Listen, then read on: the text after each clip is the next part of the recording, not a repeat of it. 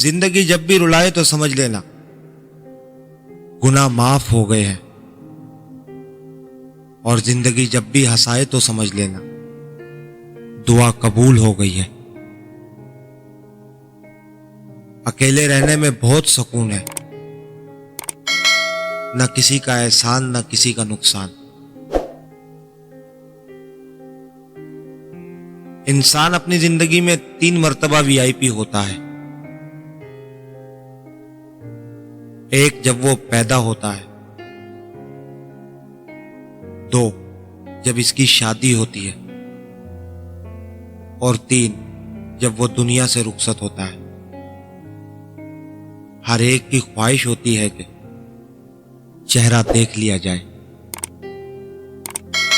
मुश्किलात हमेशा बेहतरीन लोगों के हिस्से में आती है, क्योंकि वो इसको बेहतरीन तरीके से अंजाम देने की सलाहियत रखते हैं। हमारे माशरे में पातिया ख्वानी पर बैठे हुए लोग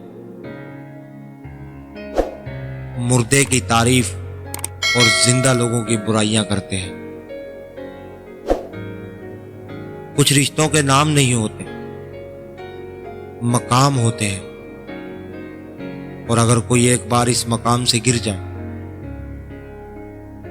तो कभी पहले जैसा ताल्लुक नहीं रहता।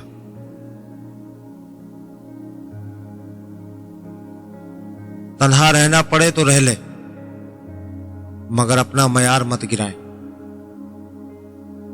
इज्जत के बगैर मोहब्बत का कोई वजूद नहीं होता।